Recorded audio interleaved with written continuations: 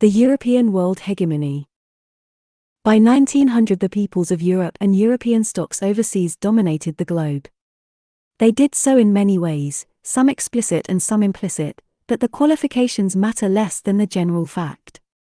For the most part, the world responded to European initiatives and marched increasingly to European tunes. This was a unique development in world history. For the first time, one civilization established itself as a leader worldwide. One minor consequence is that the remainder of this book will be increasingly concerned with a single, global, history. Indeed, by 1914 the first climax of what is now called globalization had been reached. It is important not to think only of the direct formal rule of the majority of the world's land surface by European states. Some people would prefer the term Western, but this is unnecessarily finicky. The Americas and Antipodes are dominated by culture of European origin, not of Asian or African, and is also liable to mislead, because of the use of that word recently in a narrow political sense. There is economic and cultural hegemony to be considered, and European predominance was often expressed in influence as well as in overt control. A remarkable aspect of the European cultural hegemony is how quickly other peoples responded to it, creating amalgams of their own cultures and foreign imports. Already by the late 19th century, the first stages of such hybrid societies can be found in Asia. Japan was of course the clearest example, but parts of China, Southeast Asia, India, Persia and the Middle East were not far behind. Some of this was based on what we may call defensive modernization, acquiring European weapons and methods of organization in order to defend at least some aspects of independence and sovereignty. But more important were the millions of cases in which indigenous populations took what they admired from the colonial or predominant power and gradually made it their own, although not always in ways that Europeans would recognize. In port after port, from Tanya to Cairo, Istanbul, Bombay, Singapore and Shanghai, young non-Europeans lived lives that were so vastly different from those of their fathers that it put immense pressure on politics and value systems, and would lead to revolutions the effects of which would dominate the 21st century world. One way of envisaging the Europeans' world of 1900 is as a succession of concentric circles. The innermost was old Europe itself, which had grown in wealth and population for 3 centuries thanks to an increasing mastery first of its own and then of the world's resources. Europeans distinguished themselves more and more from other human beings by taking and consuming a growing share of the world's goods and by the energy and skill they showed in manipulating their environment. Their civilization was already rich in the 19th century and was all the time getting richer. Industrialization had confirmed its self-feeding capacity to open up and create new resources. Furthermore, the power generated by new wealth made possible the appropriation of the wealth of other parts of the world. The profits of Congo rubber, Burmese teak or Persian oil would not for a long time be reinvested in those countries. The poor European and American benefited from low prices for raw materials, and improving mortality rates tell the story of an industrial civilization finding it possible to give its peoples a richer life. Even the European peasant could buy cheap manufactured clothes and tools, while his contemporaries in Africa and India still lived in the Stone Age. This wealth was shared by the second circle of European hegemony, that of the European cultures transplanted overseas. The United States is the greatest example. Canada, Australia, New Zealand, South Africa and the countries of South America make up the list. They did not all stand on the same footing towards the Old World, but together with Europe proper they were what is sometimes called the Western world, an unhelpful expression, since they are scattered all around the globe. Yet it seeks to express an important fact, the similarity of the ideas and institutions from which they were sprung. Of course, these were not all that had shaped them. They all had their distinctive frontiers. They all had faced special environmental challenges and unique historical circumstances. But what they had in common were ways of dealing with these challenges, institutions which different frontiers would reshape in different ways. They were all formally Christian. No one ever settled new lands in the name of atheism until the 20th century. All regulated their affairs by European systems of law, and all had access to the great cultures of Europe with which they shared their languages. In 1900 this world was sometimes called the civilized world. It was called that just because it was a world of shared standards. The confident people who used the phrase could not easily see that there was much else deserving of the name of civilization in the world. When they looked for it, they tended to see only heathen, backward, benighted peoples or a few striving to join the civilized.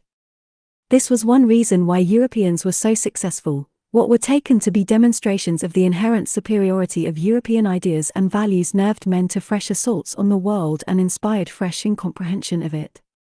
The progressive values of the 18th century provided new arguments for superiority to reinforce those originally stemming from religion. By 1800, Europeans had lost most of the respect they had once showed for other civilizations. Their own social practice seemed obviously superior to the unintelligible barbarities found elsewhere. The advocacy of individual rights, a free press, universal suffrage, the protection of women and children, and even animals, from exploitation, have been ideals pursued right down to our own day in other lands by Europeans and Americans, often wholly unconscious that they might be inappropriate. Philanthropists and progressives long continued to be confident that the values of European civilization should be universalized, as were its medicine and sanitation, even when deploring other assertions of European superiority. Science, too, has often seemed to point in the same direction, to the destruction of superstition and the bringing of the blessings of a rational exploitation of resources, the provision of formal education and the suppression of backward social customs.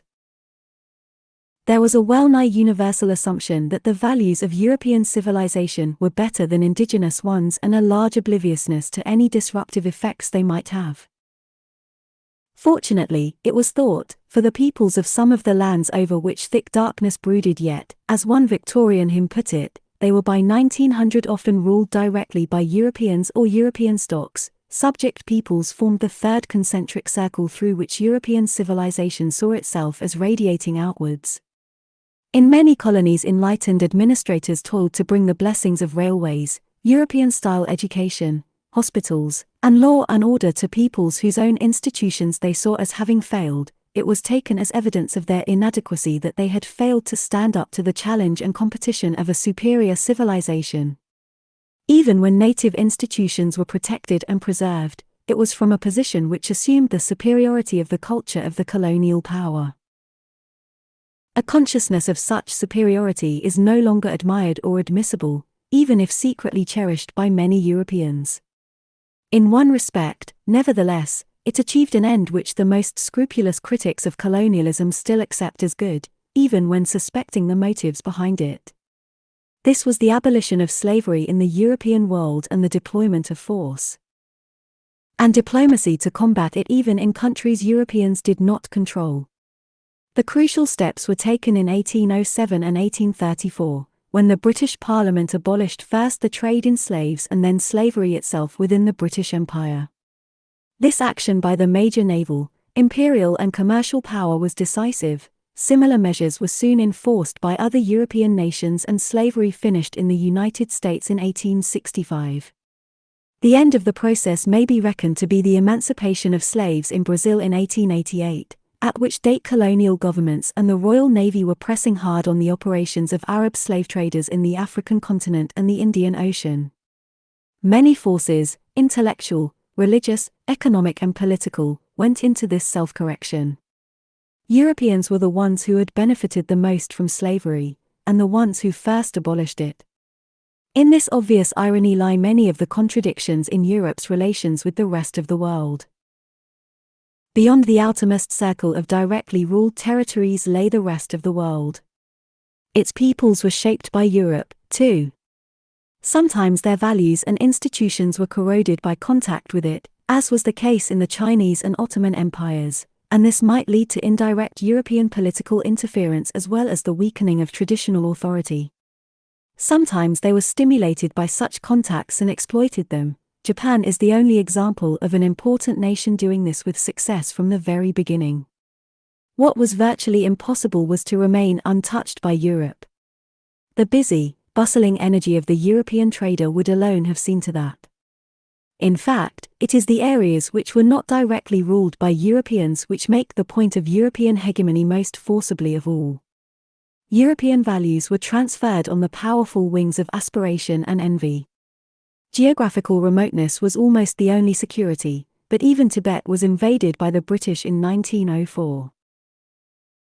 Ethiopia is virtually the solitary example of successful independence. It survived British and Italian invasion in the 19th century, drawing not least on the important propaganda advantage of having been a Christian country for some 14 centuries. Whoever opened the door, a whole civilization was likely to try to follow them through it, but one of the most important agencies bringing European civilization to the rest of the world had always been Christianity, because of its virtually limitless interest in all sides of human behavior. The territorial spread of the organized churches and the growth in their numbers of official adherents in the 19th century made this the greatest age of Christian expansion since apostolic times. There was a renewed wave of missionary activity, new orders were set up by Catholics, new societies for the support of overseas missions appeared in Protestant countries. Yet the paradoxical effect was the intensifying of the European flavor of what was supposedly a creed for all sorts and conditions of men. In most of the receiving countries, Christianity was long seen as just one more aspect of European civilization, rather than as a spiritual message which might use a local idiom. An interesting if trivial example was the concern missionaries often showed over dress. Whereas the Jesuits in 17th century China had discreetly adopted the costume of their hosts, their 19th century successors set to work with zeal to put Central Africans or Pacific Islanders into European garments which were often of almost freakish unsuitability. This was one way in which Christian missionaries diffused more than a religious message. Often, too, they brought important material and technical benefits, food in time of famine, agricultural techniques, hospitals and schools, some of which could be disruptive of the societies which received them. Through them filtered the assumptions of a new civilization. The ideological confidence of Europeans, missionaries and non-missionaries alike, could rest in the last resort on the knowledge that they could not be kept away, even from countries which were not colonized. There appeared to be no part of the world where Europeans could not, if they wished, impose themselves by armed strength. The development of weapons in the 19th century gave Europeans an even greater relative advantage than they had enjoyed when the first Portuguese broadside was fired at Calicut. Even when advanced devices were available to other peoples, they could rarely deploy them effectively. At the Battle of Omdurman in the Sudan in 1898, a British regiment opened fire on its opponents at 2,000 yards range with the ordinary magazine rifle of the British Army of the day. Soon afterwards, shrapnel shell and machine guns were shredding to pieces the masses of the Mahdiist army, who never reached the British line. By the end of the battle 10,000 of them had been killed for a loss of 48 British and Egyptian soldiers. It was not, though, as an Englishman put it soon afterwards, simply the case that whatever happens, we have got the Maxim gun, and they have not. For the Khalifa had machine guns in his armory at Omdurman, too. He also had telegraph apparatus to communicate with his forces and electric mines to blow up the British gunboats on the Nile. But none of these things was properly employed. Not only a technical, but a mental transformation was required before non-European cultures could turn the instrumentation of the Europeans against them. There was also one other sense, more benevolent and less disagreeable, in which European civilization rested upon force. This was because of the Pax Britannica which throughout the whole 19th century stood in the way of European nations fighting each other for mastery of the non-European world. There was to be no rerun of the colonial wars of the 17th and 18th centuries in the 19th, although the greatest extension of direct colonial rule in modern times was then going on. Traders of all nations could move without let or hindrance on the surface of the seas. British naval supremacy was a precondition of the informal expansion of European civilization. It guaranteed, above all, the international framework of trade whose center, by 1900, was Europe. The old peripheral exchanges by a few merchants and enterprising captains had, from the 17th century onwards, been replaced gradually by integrated relationships of interdependence based on a broad distinction of role between industrial and non-industrial countries. The second tended to be primary producers meeting the needs of the increasingly urbanized populations of the first. But this crude distinction needs much qualification. Individual countries often do not fit it. The United States, for example, was both a great primary producer and the world's leading manufacturing power in 1914, with an output as great as those of Great Britain, France and Germany combined. Nor was this distinction one which ran exactly between nations of European and non-European culture. Japan and Russia were both industrializing faster than China or India in 1914, but Russia, though European, Christian and imperialist, could certainly not be regarded as a developed nation, and most Japanese, like most Russians, were still peasants. Nor could a developed economy be found in Balkan Europe. All that can be asserted is that in 1914 a nucleus of advanced countries existed with social and economic structures quite different from those of traditional society, and that these were the core of an Atlantic group of nations which was increasingly the world's main producer and consumer. The world economy came to a sharp focus in London, where the financial services which sustained the flow of world trade were centered. A huge amount of the world's business was transacted by means of the sterling bill of exchange. It rested in turn upon the international gold standard, which sustained confidence by ensuring that the main currencies remained in fairly steady relationships with one another. All major countries had gold currencies, and travel anywhere in the world was possible with a bag of gold sovereigns, $5 pieces, gold francs or any other major medium of exchange, without any doubts about their acceptability. London was also in another sense the center of the world economy, because although the United Kingdom's gross output was by 1914 overtaken in important respects by that of the United States and Germany, she was the greatest of trading nations. The bulk of the world's shipping and carrying trade was in British hands.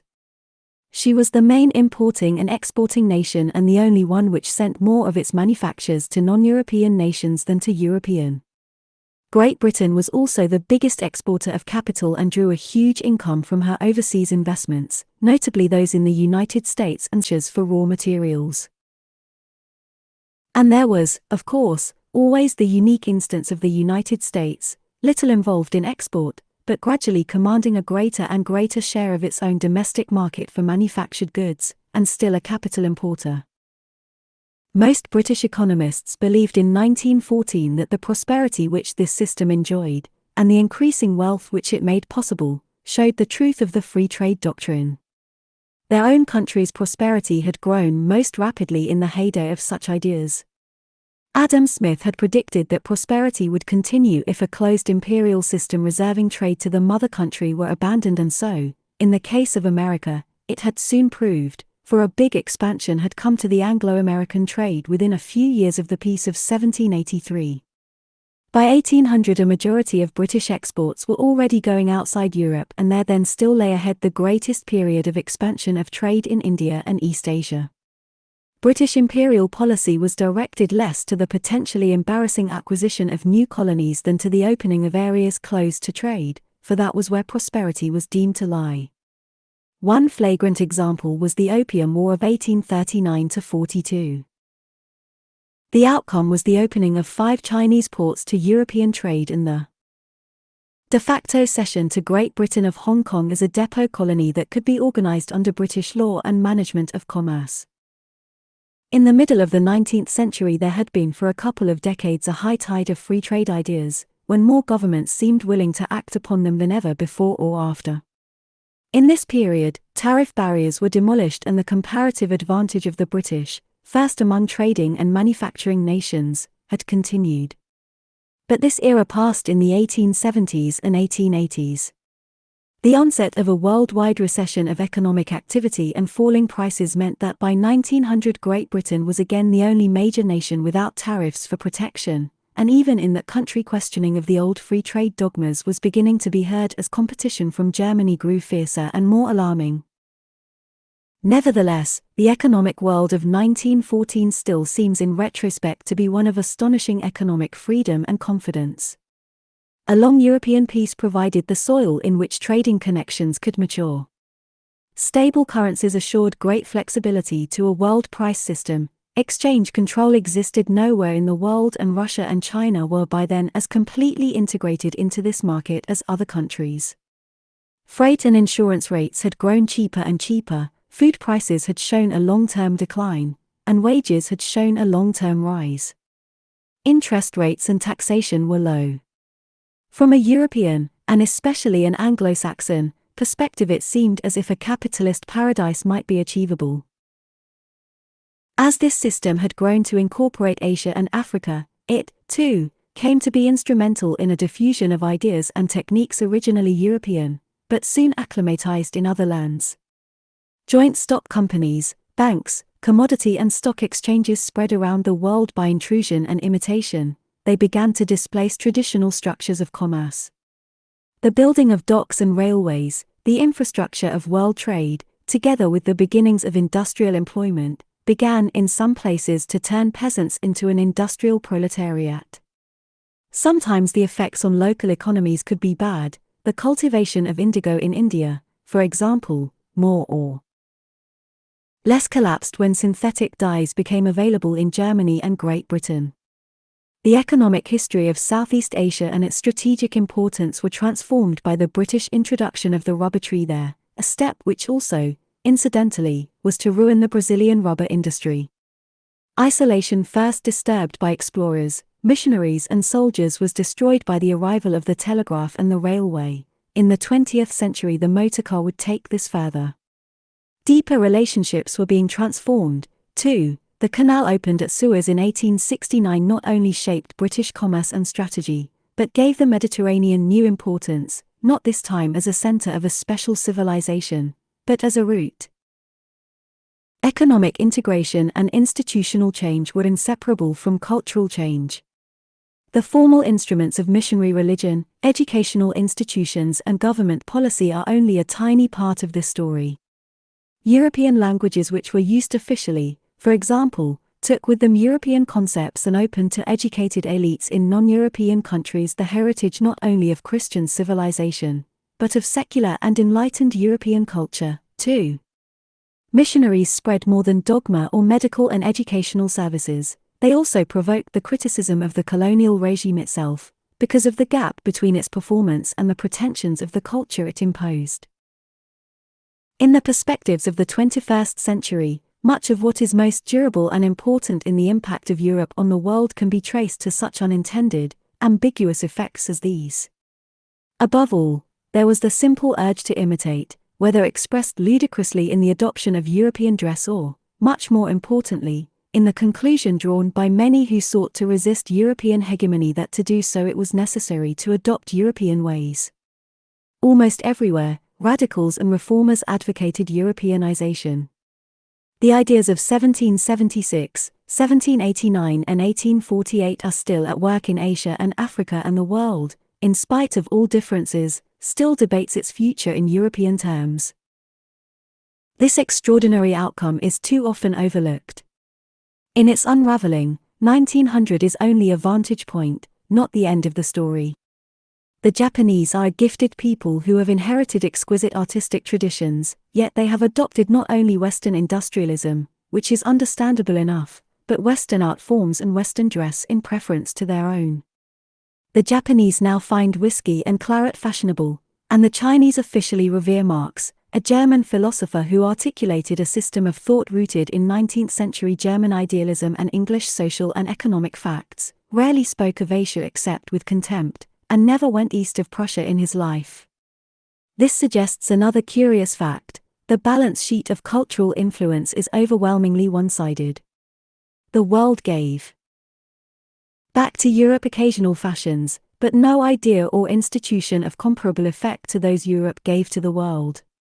The teaching of Marx was long a force throughout 20th century Asia. The last non-European whose words had any comparable authority in Europe was Jesus Christ.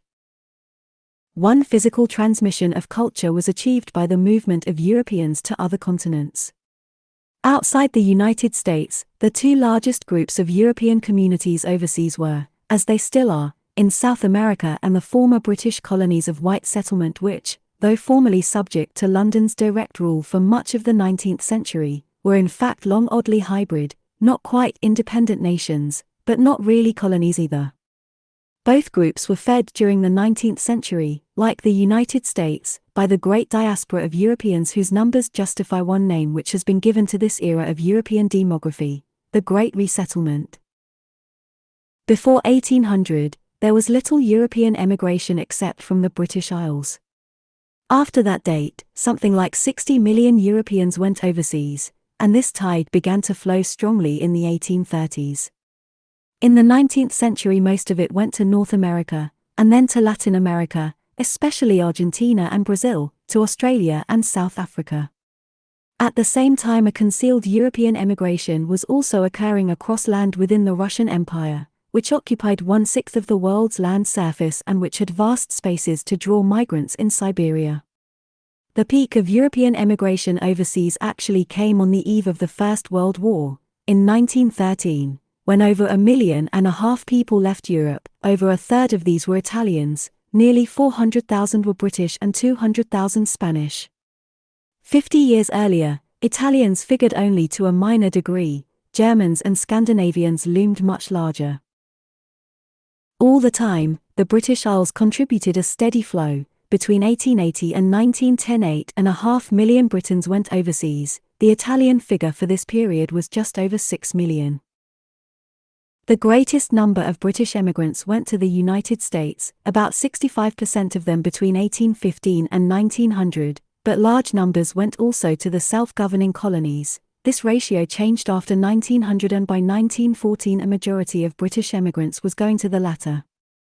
Italians and Spaniards also went to South America in large numbers, and Italians to the United States. That country remained the greatest recipient of all other nationalities. Between 1820 and 1950 the United States benefited by the arrival of over 33 million Europeans. Explanations of this striking demographic evolution are not far to seek. Politics sometimes contributed to the flow, as it did after 1848. Rising populations in Europe always pressed upon economic possibilities, as the discovery of the phenomenon of unemployment shows. In the last decades,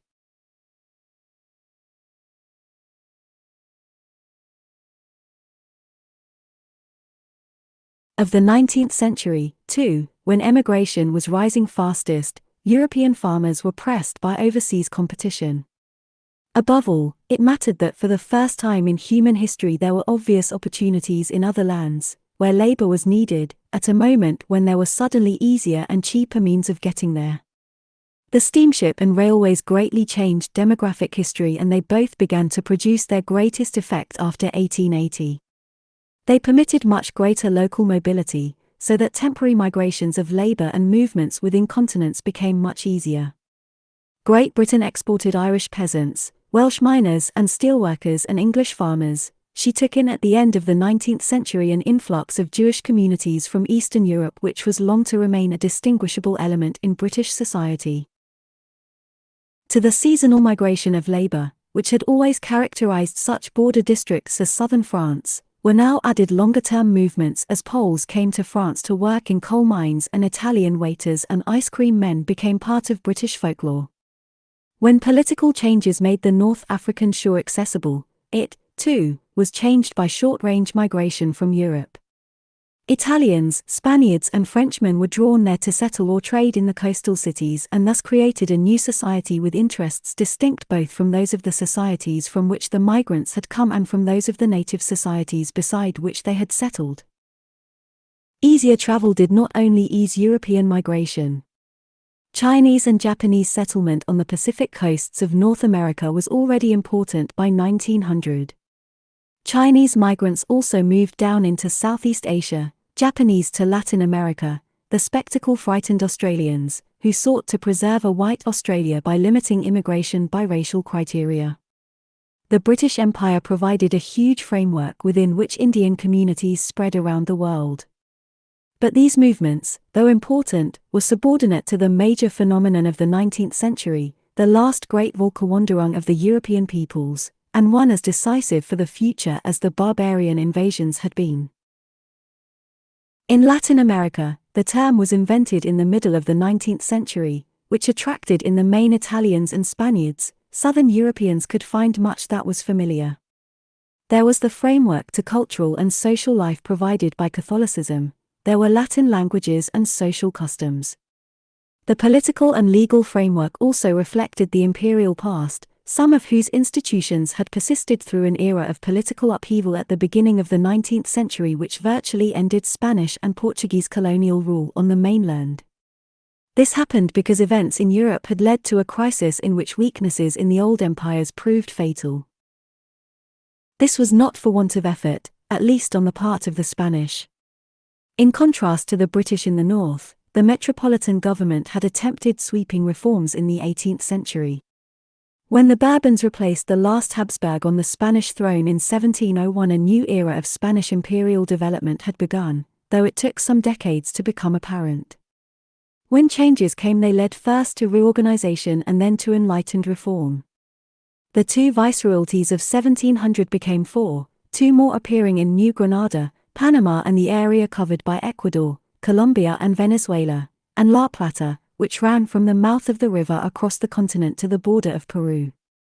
This structural rationalization was followed by relaxations of the closed commercial system, at first unwillingly conceded and then consciously promoted as a means to prosperity. These stimulated the economy both of the colonies and of those parts of Spain, notably the Mediterranean littoral, which benefited from the ending of the monopoly of colonial trade, hitherto confined to the port of Seville.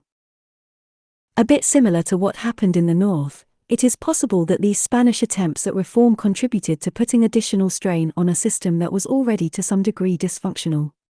Colonial elites felt themselves increasingly removed from the mother country. Menacingly for Spain, their leaders were often first-generation immigrants or even Spanish officials who in the New World saw a chance to act on liberal impulses that were hard to put into practice in the old country. A series of insurrections revealed deep-seated weaknesses, in Paraguay, 1721–35, Colombia, 1781, and, above all, Peru, 1780, there were real threats to colonial government which could only be contained by great military efforts. Among others, these required levies of colonial militia, a double-edged expedient, for it provided the Creoles with military training which they might turn against Spain. The deepest division in Spanish colonial society was between the Indians and the colonists of Spanish descent, but that between the Creoles and Peninsulars was to have more immediate political importance. It had widened with the passage of time. Resentful of their exclusion from high office, the Creoles noted the success of the British colonists of North America in shaking off imperial rule. The French Revolution, also, at first, suggested possibilities rather than dangers. As these events unrolled, the Spanish government was embarrassed in other ways. In 1790, a quarrel with Great Britain led at last to surrender of the remnants of the old Spanish claim to sovereignty throughout the Americas, when it conceded that the right to prohibit trade or settlement in North America only extended within an area of 30 miles around a Spanish settlement. Then came wars, first with France, then with Great Britain, twice, and finally with France again, during the Napoleonic invasion. These wars cost Spain not only Santo Domingo, Trinidad and Louisiana, but also its dynasty, which was forced by Napoleon to abdicate in 1808. The end of Spanish sea power had already come at Trafalgar. In this state of disorder and weakness, when, finally, Spain itself was engulfed by French invasion, some South American elites, supported by large groups of Creoles, decided to break loose. In 1810 the Wars of Independence began with risings in New Granada, La Plata and New Spain. These risings were not at first successful, and in Mexico the revolutionaries found that the ethnic tensions present often came to overshadow the conflict with Spain. Indians clashed with mestizos, those of mixed blood, and both clashed with Europeans. But the Spanish government was not able to win any group over, nor was it able to muster sufficient strength to crush further waves of rebellion. British sea power guaranteed that no conservative European power could step in to help the Spanish and thus practically sustained the Monroe Doctrine. By 1821 Spain was losing more and more military confrontations, and all the continent seemed to be in rebellion. The key figure in the liberation of South America from Spanish rule was Simón Bolívar. He was born in 1783 into a wealthy family in Caracas, whose ancestors had settled in America in the 16th century. With his capricious personality and his military genius, Bolívar came to have a deep influence on all the wars of liberation, although his hopes for a united Latin America with a liberal political agenda were not to be fulfilled.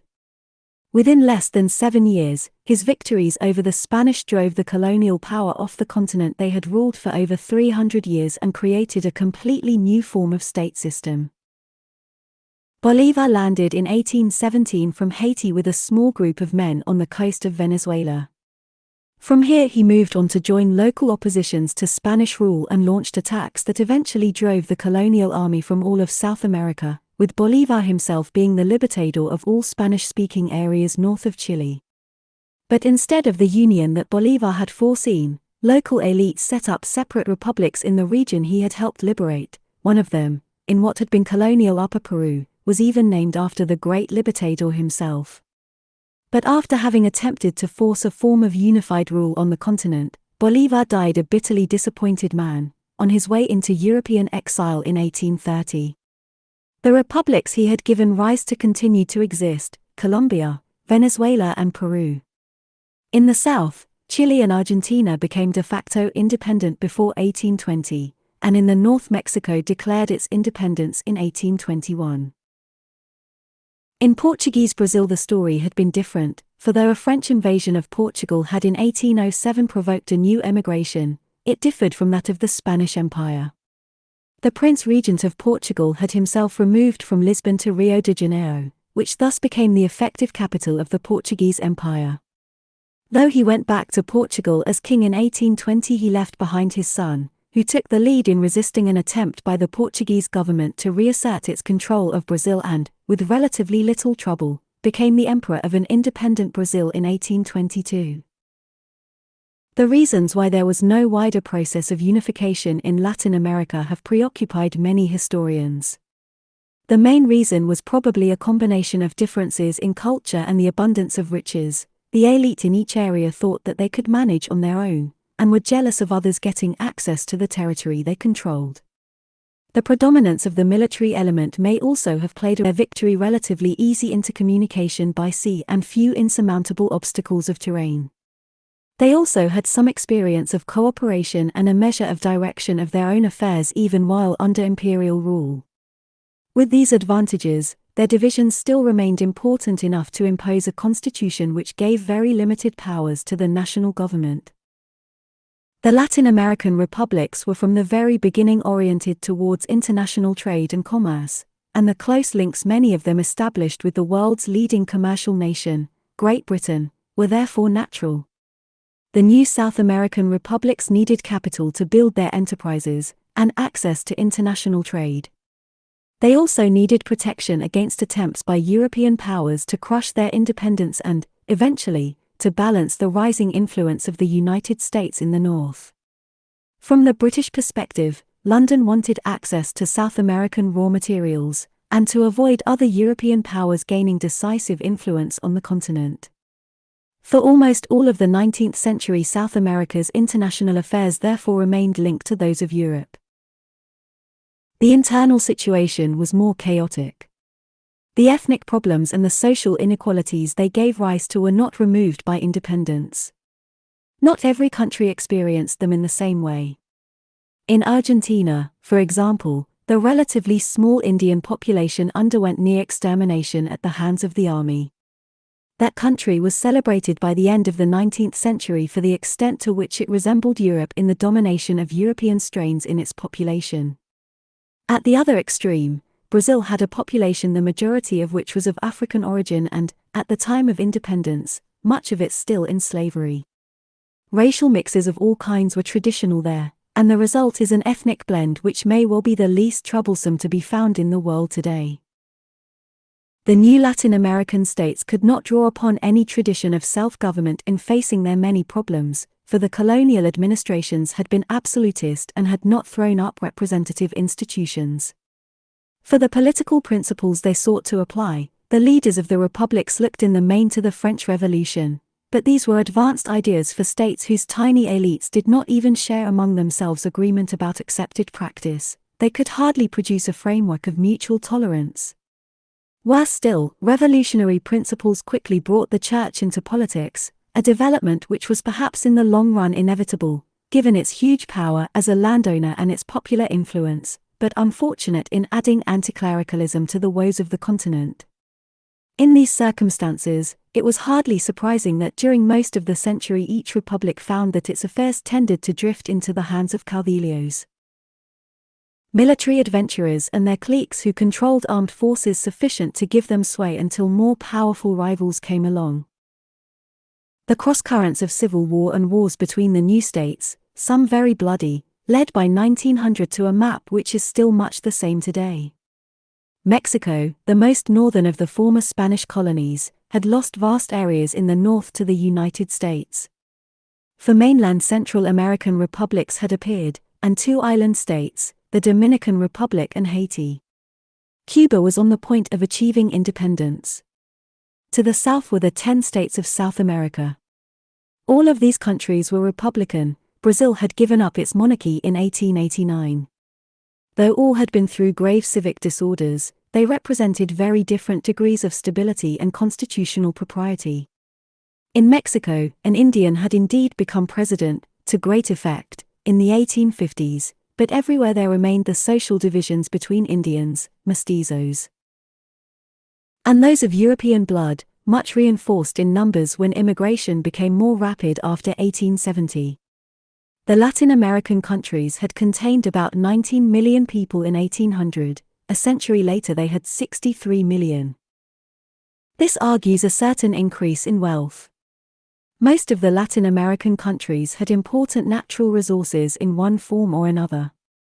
Sometimes they fought over them, for such advantages became even more valuable as Europe and the United States became more industrialized. Argentina had space and some of the finest pasture in the world. The invention of refrigerator ships in the 1880s made it England's butcher and later grain grower as well. At the end of the 19th century, it was the richest of the Latin American countries.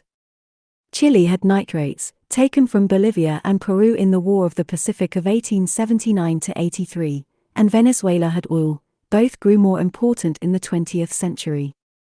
Mexico had oil, too. Brazil had practically everything, except oil, coffee and sugar above all. The list could be continued but would confirm that the growing wealth of Latin America came above all from primary produce, and from the import of capital from Europe and the United States to exploit it. This increase in wealth nevertheless was connected with two related drawbacks. One was that it did nothing to reduce the disparities of wealth to be found in these countries. Indeed, they may have increased. In consequence, social, like ethnic, tensions remained largely unresolved. An apparently Europeanized urban elite lived lives wholly unlike those of the Indian and mestizo masses. This was accentuated by the dependence of Latin America on foreign capital. Not unreasonably, foreign investors sought security. They by no means always got it, but it tended to lead them to support the existing social and political authorities, who thus enhanced still further their own wealth. It would take only a few years of the 20th century for conditions resulting from this sort of thing to produce social revolution in Mexico.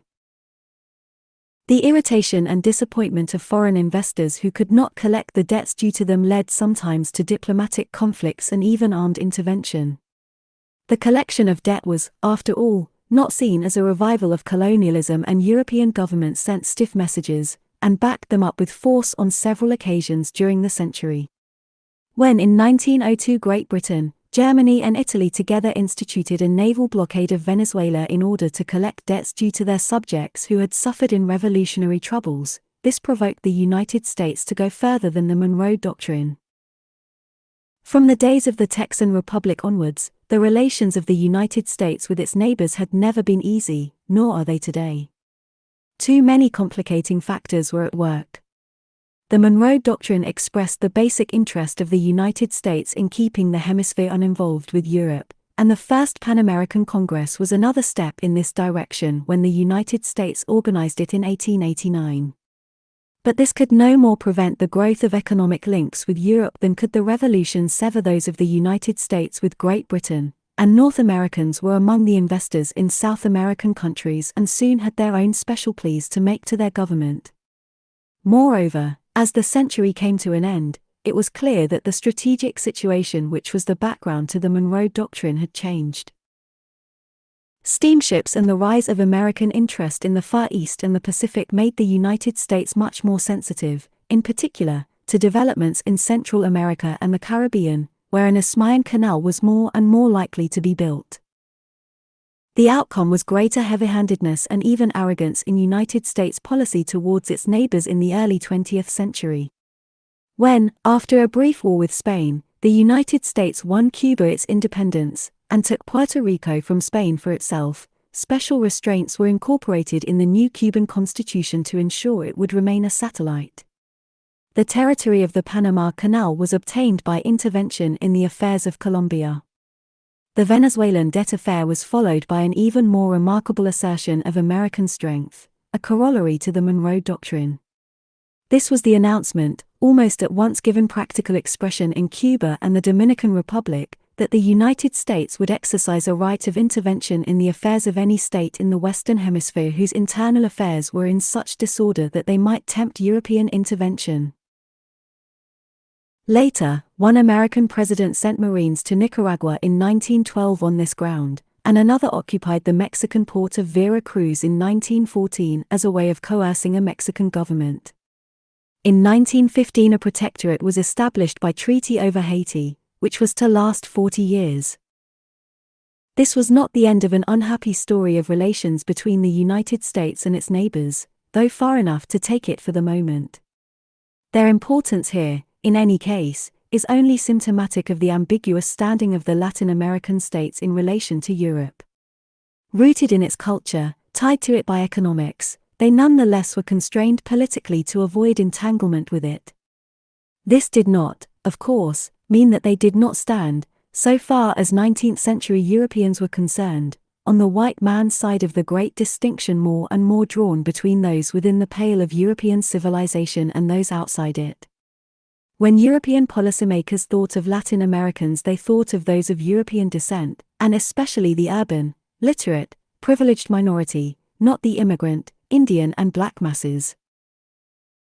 The crumbling of the Spanish Empire so soon after the defection of the 13 colonies led many people to expect that the other settler colonies of the British Empire would soon throw off the rule of London, too. In a way, this happened, but hardly as had been anticipated. At the end of the 19th century, the British magazine Punch printed a patriotic cartoon in which the British lion looked approvingly at rows of little lion cubs, armed and uniformed, who represented the colonies overseas. They were appropriately dressed as soldiers, for the volunteer contingents sent from other parts of the empire to fight for the British in the war they were then engaged upon in South Africa were of major importance. A century earlier, no one could have foreseen that a single colonial soldier would be available to the mother country. The year 1783 had burnt deep into the consciousness of British statesmen. Colonies, they thought they had learnt, were tricky things, costing money, conferring few benefits, engaging the metropolitan country in fruitless strife with other powers and native peoples and, in the end, usually turning around to bite the hand that fed them. The distrust of colonial entanglements which such views engendered helped to swing British imperial interest towards the possibilities of Asian trade at the end of the 18th century. It seemed that in the Far East there would be no complications caused by European settlers, and in eastern seas no need for expensive forces which could not easily be met by the Royal Navy. Broadly speaking, this was to be the prevailing attitude in British official circles during the whole 19th century. It led them to tackle the complicated affairs of each colony in ways which sought, above all else, economy and the avoidance of trouble. In the huge spaces of Canada and Australia this led, stormily, to the eventual uniting of the individual colonies in federal structures with responsibility for their own government. In 1867 the Dominion of Canada came into existence, and in 1901 there followed the Commonwealth of Australia. In each case, union had been preceded by the granting of responsible government to the original colonies, and in each case there had been special difficulties. In Canada the outstanding difficulty was the existence of a French-Canadian community in the province of Quebec. In Australia it was the clashes of interest between settlers and convicts, of whom the last consignment was delivered in 1867. Each, too, was a huge, thinly populated country, which could only gradually be pulled together to generate a sense of nationality. In each case the process was slow. It was not until 1885 that the last spike was driven on the transcontinental line of the Canadian Pacific Railway, and transcontinental railways in Australia were delayed for a long time by the adoption of different gauges in different states. In the end, nationalism was assisted by the growth of awareness of potential external threats, United States economic strength and Asian immigration, and, of course, by bickering with the British. New Zealand also achieved responsible government, but one less decentralized, as befitted a much smaller country. Europeans had arrived there from the 1790s onwards and they found a native people, the Maori, with an advanced and complex culture, whom the visitors set about attempting to destroy. Missionaries followed, and did their best to keep out settlers and traders. But they arrived just the same. When it seemed that a French entrepreneur was likely to establish a French interest, the British government at last reluctantly gave way to the pressure brought upon it by missionaries and some of the settlers and proclaimed British sovereignty in 1840. In 1856 the colony was given responsible government and only wars with the Maoris delayed the withdrawal of British soldiers until 1870. Soon afterwards, the old provinces lost their remaining legislative powers. In the later years of the century, New Zealand governments showed remarkable independence and vigour in the pursuit of advanced social welfare policies and achieved full self-government in 1907. That was the year after a colonial conference in London had decided that the name Dominion should in future be used for all the self-governing dependencies, which meant, in effect, the colonies of white settlement. One more remained to be given this status before 1914, the Union of South Africa, which came into existence in 1910. This was the end of a long and unhappy chapter, the unhappiest in the history of the British Empire, and one which closed only to open another in the history of Africa which within a few decades looked even more bleak. No British colonists had settled in South Africa until after 1814, when Great Britain for strategic reasons retained the former Dutch colony at the Cape of Good Hope. This was called Cape Colony and soon there arrived some thousands of British settlers who, though outnumbered by the Dutch, had the backing of the British government in introducing British assumptions and law. This opened a period of whittling away of the privileges of the Boers, as the Dutch farmers were called. In particular, they were excited and irked by any limitation of their freedom to deal with the native African as they wished. Their especial indignation was aroused when, as a result of the general abolition of slavery in British territory, some 35,000 of their slaves were freed, with, it was said, inadequate compensation. Convinced that the British would not abandon a policy favourable to the native African, and, given the pressures upon British governments, this was a reasonable view, a great exodus of Boers took place in 1835. This great trek north across the Orange River was of radical importance in forming the Afrikaner consciousness. It was the beginning of a long period during which Anglo-Saxon, Boer and African struggled to live, sometimes apart, sometimes together, but always uncomfortably and with great tension. A Boer republic in Natal was soon made a British colony, on paper in order to protect the Africans from exploitation, but equally importantly to prevent the establishment of a Dutch port which might someday be used by a hostile power to threaten British communications with East Asia. Another exodus of Boers followed, this time north of the Vaal River. This was the first extension of British territory in South Africa but set a pattern which was to be repeated. Besides humanitarianism, the British government and the British colonists on the spot were stirred by the need to establish good relations with African peoples who would otherwise, as the Zulus had already shown against the Boers, present a continuing security problem, not unlike that posed by Native Americans in the previous century. By mid-century, there existed two Boer republics in the north, the Orange Free State and the Transvaal, while Cape Colony and Natal were under the British flag, with elected assemblies for which the few black men who met the required economic tests could vote. There were also native states under British protection. In one of these, Basutoland, this actually placed Boers under black jurisdiction, an especially galling subjection for them. Happy relations were unlikely in these circumstances and, in any case, British governments were often in disagreement with the colonists at the Cape, who, after 1872, had responsible government of their own. New facts arose, too. The discovery of diamonds led to the British annexation of another piece of territory, which, since it lay north of the Orange River, angered the Boers. British support for the Basutos, whom the Boers had defeated, was a further irritant. Finally, the governor of Cape Colony committed an act of folly by annexing the Transvaal Republic. After a successful Boer rising and a nasty defeat of a British force, the British government had the sense not to persist and restored independence to the Republic in 1881, but from this moment Boer distrust of British policy in South Africa was probably insurmountable. Within 20 years this led to war, largely because of two further unanticipated changes. One was a small-scale industrial revolution in the Transvaal Republic, where gold was found in 1886. The result was a huge influx of miners and speculators, the involvement of outside financial interests in the affairs of South Africa, and the possibility that the Afrikaner state might have the financial resources to escape from the British suzerainty it unwillingly accepted. The index of what had happened was Johannesburg, which grew in a few years to become the only city of 100,000 in Africa south of the Zambezi.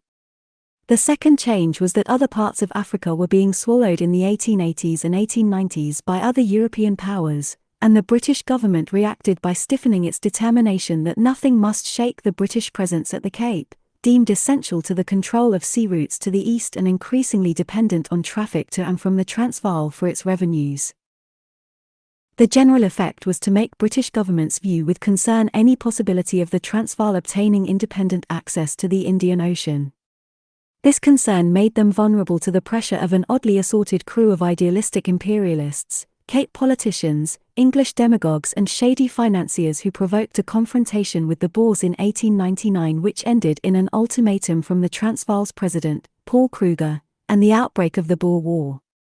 Kruger had a deep dislike of the British. As a boy he had gone north on the Great Trek. The well-known traditions of the British Army of Victorian times were amply sustained in the last War of the Rhine, both in the level of ineptness and incompetence shown by some higher commanders and administrative services and in the gallantry shown by regimental officers and their men in the face of a brave and well-armed enemy whom their training had not prepared them to defeat. But of the outcome there could be no doubt, as the Queen herself remarked, with better strategic judgment than some of her subjects, the possibilities of defeat did not exist. South Africa was a theatre isolated by British sea power. No other European nation could help the Boers and it was only a matter of time before greatly superior numbers and resources were brought to bear upon them. This cost a great deal. Over 250,000 soldiers were sent to South Africa, and aroused much bitterness in British domestic politics. Further, it did not present a very favourable picture to the outside world. The Boers were regarded as an oppressed nationality, so they were, but the 19th century liberal obsession with nationality in this case, as in others, blinded observers to some of the shadows it cast.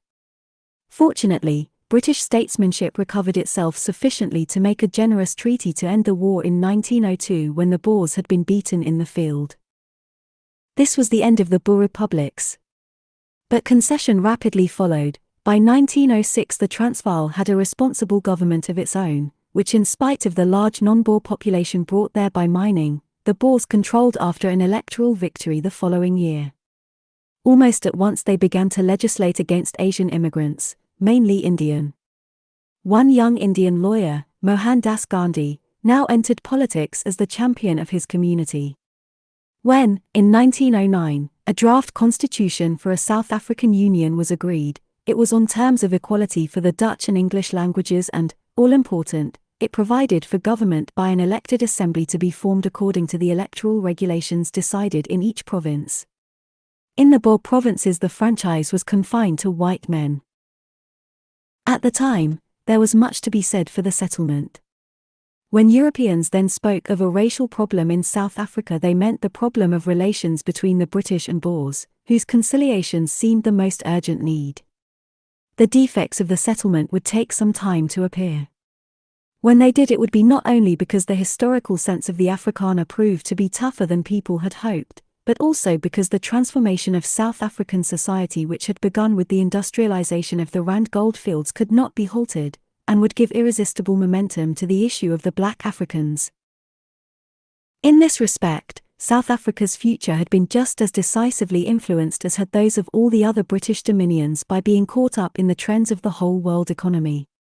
Canada, like the United States, had become, with the building of the railroads on her plains, one of the great granaries of Europe. Australia and New Zealand first exploited their huge pastures to produce the wool for which European factories were increasingly in the market. Then, with the invention of refrigeration, they used them for meat and, in the case of New Zealand, dairy produce. In this way, these new nations found staples able to sustain economies much greater than those permitted by the tobacco and indigo of the 17th century plantations. The case of South Africa was to be different in that she was to reveal herself only gradually, as much later would Australia, as a producer of minerals. The beginning of this was the diamond industry, but the great step forward was the Rand gold discovery of the 1880s. The exploitation of this sucked in capital and expertise to make possible the eventual exploitation of other minerals. The return which South Africa provided was not merely in the profits of European companies and shareholders, but also an augmentation of the world's gold supply, which stimulated European commerce much as had done the California discoveries of 1849. The growth of humanitarian and missionary sentiment in England, and the well-founded colonial office tradition of distrust of settler demands, made it harder to forget the native populations of the white dominions than it had been for Americans to sweep aside the Plains Indians. Yet in several of the British colonies, concepts of modernity made their impact on defenseless societies that had no access to technology. The Canadian Indians and Eskimos were pushed aside in order to open up the West and Northwest to exploitation, and, being relatively fewer in number, they could not equal the Plains Indians' heroic struggle to keep their hunting grounds. The story in Australia was even bloodier. The hunting and gathering society of the Aborigine was disrupted by settlement. Tribes were antagonized and provoked into violence by the uncomprehending brutality of the white Australians, and new diseases cut fast into their numbers. The early decades of each Australian colony are stained by the blood of massacred Aborigines. Their later years are notorious for the neglect, bullying and exploitation of the survivors. In New Zealand, the arrival of the first white men brought guns to the Maori, who employed them first on one another, with disruptive effects upon their societies.